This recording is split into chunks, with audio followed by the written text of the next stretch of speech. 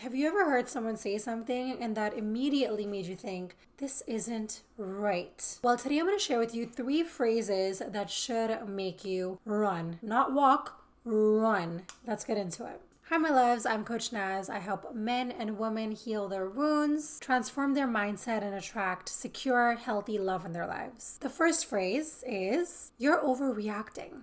Now, when somebody says this to you, they're actually invalidating your feelings, and it is a sign of emotional manipulation. It is a way to shut down your concerns, your intuition, your guidance, and make you doubt yourself. For example, let's say that you are dating somebody new and you start to exhibit signs of things that remind you of maybe your ex or things that just do not sit right with you. So let's say, for example, you're talking to him and you mention, you know what, babe, we had this argument the other night and you didn't accept your fault. It took you 2 hours to accept your part in it. It makes me feel like you're unable to take accountability for your actions. And that is something that is a big concern of mine. And his or her response to you will be, oh, you're being so dramatic. It's not that big of a deal. It's not even that deep.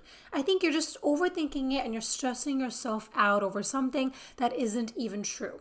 Please, Lord, watch out for this in dating and in relationships. Even if you're in a relationship, you can get out. Being in a relationship doesn't mean that you are glued to them for the rest of your life. If you find these traits or toxic traits in your partner, you still have the time, the chance to make a different decision. You have that power. Somebody who truly loves you will be open to looking at their part, taking accountability, taking ownership of what they said, how they made you feel, and apologize, even if that wasn't their intention, okay? Even if they didn't want to make you feel that way, but they did, unfortunately, because you got triggered or you got hurt, whatever the scenario is, they still will have the empathy to apologize and own up to their side of the lane. Phrase 2, no one else will love you like I do. Now, this phrase, I'm sure I've heard this in movies and it could sound cute and it could be like, oh, he really loves me so much that nobody else can love me like him. So saying this to your loved one could actually be a form of emotional blackmail designed to make you feel trapped and unworthy of finding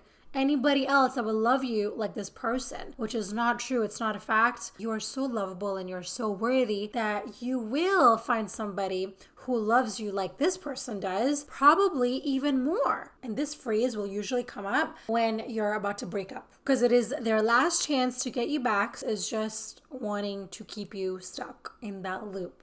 Okay, so let's say that you don't feel appreciated in the relationship and you say something along the lines of, I've been reflecting on a relationship and how my efforts aren't fully appreciated. And so I need to focus on my well-being now. And he's going to say, no one else will love you like I do. And then you're going to say, I understand that you believe that, but I also need to acknowledge my worth and my needs. My decision to move on is what's best for me, and it is important for me to prioritize my health and my happiness. Now, this is a woman who is confident in herself and knows her worth.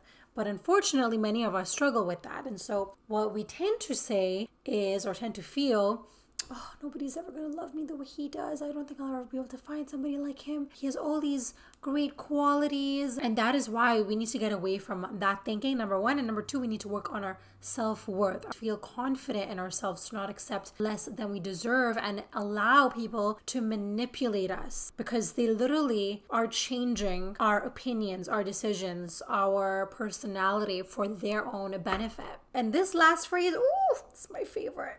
I didn't mean to hurt you, but Lord have mercy. You cannot apologize to somebody and have a but at the end of it because that is not an apology. You're just saying sorry to make it sound sweet, to say what you want to say, but kind of diffuse the situation a little bit slowly and act like you have taken accountability and you feel empathy for the other person, but in fact you don't because you're concluding that sentence with a but. When you add a but, you basically are blaming the other person for your behavior. You're blaming circumstances for your behavior, and that should never be the case. A person or a circumstance should never be the cause for your blame. Your blame should only be taken by yourself. That is what you do as an adult. When you're a child, then yes, you can blame other people because you yet don't have the understanding of accountability, right? Because you're still a child. Your brain hasn't developed yet. But once you're an adult, that is where things change for you. And that is when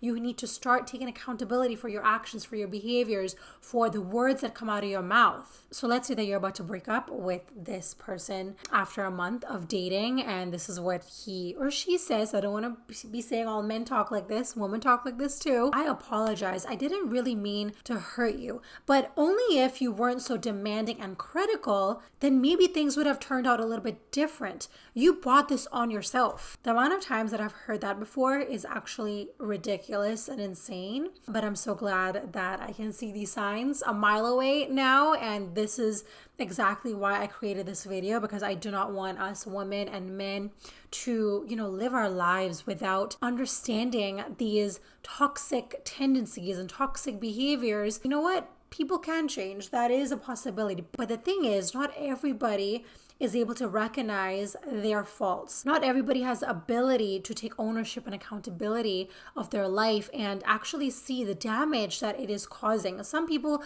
don't even believe that it is damaging the other person. And so they continue this behavior for years and years and years until one day they find themselves, lonely in a house all by themselves while the rest of the world is evolved and loved and cared for, while they are miserable in the house, hating the whole world, right? And sometimes it takes those experiences for us to learn, why am I here? What made me get to this point in my life? Which is why when you're dating, it is so important to stop talking. Because especially as a woman, what we like to do is when we're on a date, we like to, me, myself included, pretend that date is a coaching session where we're just talking about our past, our experiences, what we're looking for, and yada, yada, yada. And we're not listening. We're not paying attention to that person in front of us. We're missing all of the cues. And then, a month or 2 months later down the line, you're like, wait, why did I miss all of these signs? It is because you weren't paying attention at the very beginning. You probably got intimate with them way too soon. And that is what happens with our brain. Our brain, our logic goes out of the window when you get intimate with somebody. And I'm going to talk about this for the rest of my life. And I don't care who follows or unfollows me, but it is so true. I wouldn't be speaking about this if I didn't truly care about people. I really want us to recognize these signs from the very beginning so we don't continue this divorce, this trauma to our children, this toxicity within the husband and wife, and that then leads on to the kids. And I see this every single day, and it honestly breaks my heart because I have a daughter. And just having a child changes your perspective on dating, because dating no longer just becomes, oh, he's cute, he's fine, oh, look at him. It's not about that anymore. It's about, is this man or woman the right fit to raise your children? That is what I think about now. When I'm dating, that is what I think about. Of course, attraction is important. All of that stuff is great, right?